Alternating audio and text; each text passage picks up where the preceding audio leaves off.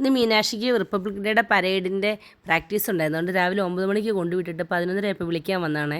വീട് പൂട്ടിയ താക്കോൽ അവളുടെ പോക്കറ്റിൻ്റെ ഉള്ളിലായിരുന്നു. പിന്നെ വേറെ താക്കോലുള്ളതുകൊണ്ട് ഞങ്ങൾ രക്ഷപ്പെട്ടു. പിന്നെ തിരിച്ചു വരുന്ന വഴിക്ക് നമ്മൾ ക്രിസ്മസിൻ്റെ ബമ്പർ എടുത്ത്, ക്രിസ്മസ് ബമ്പർ ഇന്നലെയായിരുന്നു അതിൻ്റെ നറുക്കെടുപ്പ്.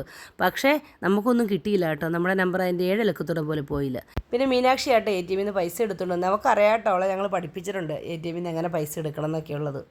പിന്നെ വീട്ടിലെത്തി കുറച്ച് കൊഞ്ച് മേടിച്ചിട്ടുണ്ടായിരുന്നു തലേ ദിവസം. നമ്മൾ ആ കൊഞ്ചൊക്കെ ഫ്രൈ ചെയ്ത് ചോറൊക്കെ ഉണ്ടു. പിന്നെ കുറച്ച് സ്കിൻ കെയർ ചെയ്തു. പിന്നെ മീനാക്ഷിനെ കൊണ്ട് കരാട്ടയ്ക്ക് വേണ്ട സമയമായി. ഇത് ഞാൻ 1-2 ബുക്കുകളൊക്കെ എടുത്തു അവിടെ നിന്ന് വായിക്കാനായിട്ട്. വെറുതെ പോസ്റ്റ് അടിച്ചിരിക്കണ്ടല്ലോ 2-2.5 മണിക്കൂർ.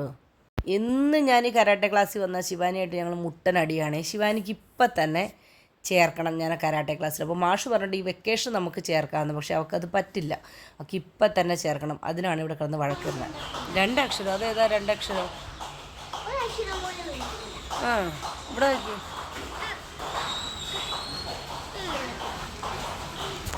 കുറേ നാളും കൊണ്ട് ഇങ്ങനെ മനസ്സിൽ കയറി കൂടിയേക്കണ ആഗ്രഹമാണ് വാരണാസി പോകണം എന്നുള്ളത്. അതുകൊണ്ട് തന്നെ എൻ്റെ ഇൻസ്റ്റാഗ്രാം ഫീഡ് എടുത്തു കഴിഞ്ഞാലും വരുന്നത് വാരണാസിനെ പറ്റിയുള്ള സ്റ്റോറീസ് ആട്ടോ റീൽസാണ് ഫുള്ളി വരുന്നത്. ഈ ടെക്സ്റ്റ്, ഈ അഗർത്ത എന്ന് പറഞ്ഞ ടെക്സ്റ്റ് ഫുള്ള് വാരണാസിനെ ചുറ്റിപ്പറ്റിയുള്ളൊരു കഥയാട്ടോ. എനിക്കത് അറിയത്തില്ല. എന്നിട്ട് ഇന്നലെ അൺഎക്സ്പെക്റ്റഡ് ആയിട്ടാണ് ഞാനത് വായിച്ച് നോക്കിയപ്പോൾ എനിക്ക് കിട്ടിയത്. അയ്യോ, എൻ്റെ മനസ്സ് ഫുള്ള് വീണ്ടും അതിനോടുള്ള ആഗ്രഹം ഇങ്ങനെ കൂടി വരും കേട്ടോ. ഇന്നലെ പിന്നെ നമ്മുടെ സെൻറ്ററിൽ ഒരു കൊച്ചിൻ്റെ ബർത്ത്ഡേ ആയിരുന്നേ. അവൻ നമുക്ക് എല്ലാവർക്കും മിഠായി തരുമൊക്കെ ചെയ്തു കേട്ടോ.